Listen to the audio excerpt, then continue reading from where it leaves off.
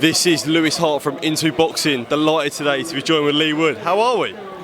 Not too bad, mate. I've had a bit of bad luck recently, I know, but hopefully I'll know a bit more this week about what's happening and when I'll be out next, and something else to aim for. We'll jump straight into that. How is the injury? How are you doing? You know, you back in training and everything?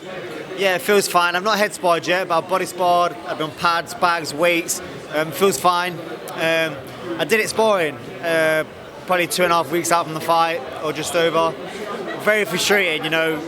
It wasn't a really bad injury, but it just means to get rid of it, I had to rest it for 2 or 3, 4 weeks. And I just didn't have the time. The timing of it was just bad luck, really. I tried to persevere. I gave it 5 days rest, tried to spar again. It was alright for 3 rounds, and 4th round, worse, 5, 6, 7, 8, and then by the end of the spar, you know, I felt like I'd dead arm again. So just the timing of it was very frustrating, but feels good, ready to go, and hopefully get a new date. How frustrating is that for you? Like I said, you had a big fight against Lara in Nottingham. You know, the stars were aligned for you, and then you know it kind of gets taken away from you by no fault of your own. How frustrating is that? So frustrating, you know. Just the feedback you get and what people say, and you know, I picked that fight. It's going to be a massive fight in my own city again. My biggest payday of my career, because obviously you don't fight and you get paid. Frustrating. I was hoping to go from that fight to another fight, and kind of mapped out my next year based on that. And you know, now because the fight didn't happen, everything changes. My next opponent's possibly going to change where and even when. So frustrating, so frustrating. But you know, I'm not one to sit around and sulk. Hopefully get a new date, possibly a new opponent out in Santa Cruz. Just got to wait and see what the WBA determine and see what's next. What was the? I read somewhere about the WBA asking for medical records of your injury, and what was that within a certain time frame? What was that all about? You know, what actually happened? You know as much as me. I don't know why, but you know, it's been sent. They've got everything.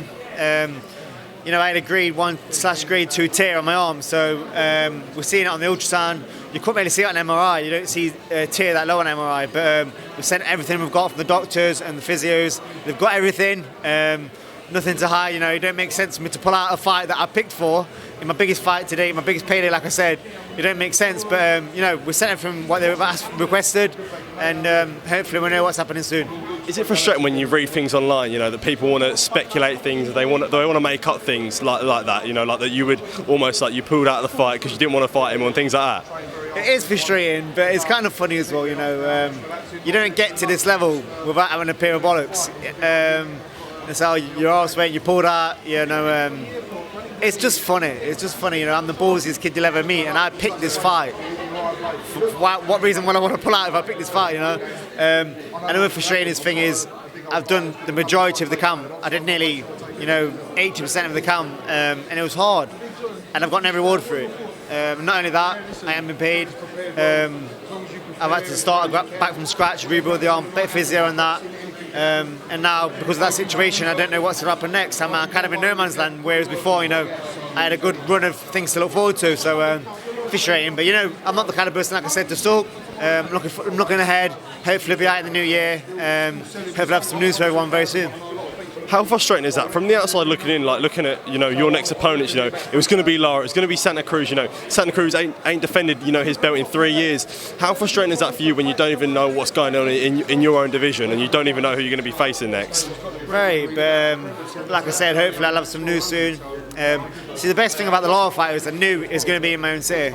I was really looking forward to that, bringing the fans that follow me from, you know, sports hall, bills, them small little shows to these big events. So I'm not too sure where it's going to be. It could be overseas. So that's why I was looking forward to that fight, and hopefully that fight can be remade, whether it's after the Santa Cruz fight or next. It could be next, but we'll see. The WBA changed their mind all the time. So. Did you watch Lara versus San Martin last weekend?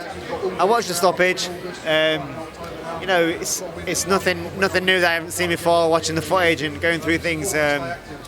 I want that fight so bad, you know, so bad. I want to shut up a lot of people, and he's been saying a few things now. He's made it very personal, so you know, I'm going to shut him up as well. Obviously, he called out your name after the fight. Like I said, you said you're the ballsiest kid. You got to have a set of bollocks. You got to have a set of bollocks to be lined up and facing against him. Yeah, for sure, but not just. It wasn't just a massive risk. You know, it's an educated risk. I believe I beat him, and I believe I beat him comfortably, and I believe I stop him. And now he said a few things to make it personal, and that's the worst thing you can do with me. As Conor found out, it made that fight very personal. It made me push them extra reps out, extra times, more speed, more strength, more guts, more heart into the fight, more I poured into my camp. And he found out the hard way, and now Lara's going the same way. He's making it personal, and I'm coming through. What is it down to your mentality with someone like Lara? Like, I don't want to build him up to be like this god, but there's not people queuing up to fight him. But one person that wants to fight him is Leigh Wood, and you've always said you want to fight him. What is it down to your mentality that makes you want to take these hard fights? And like you always say, no easy fights. Yeah, I believe when you win these fights you're not supposed to win. When you come through these big challenges, it makes you a better fighter. So I want to be the best fighter I can be. So these are the kind of fights I need to attack and approach and come out of the other side of to be a better fighter. And also, he's got a massive reputation of being this danger man. Everyone's avoiding him. I'm running at him, and not just because I'm gutsy and ballsy, but I believe I can beat him. I know how to beat him. He's also got a lot of flaws. I said this before in a few interviews. I read this book before called David and Goliath, The Art of Battling Giants. Sometimes things aren't always what they seem, and I'm here to exploit his imperfections and the things he does wrong with the things I do right, and that's what's going to make it such an exciting fight. Lastly, just finishing off, how does your mate Jordan Gill get on this weekend? I believe Jordan Gill's going to win on points.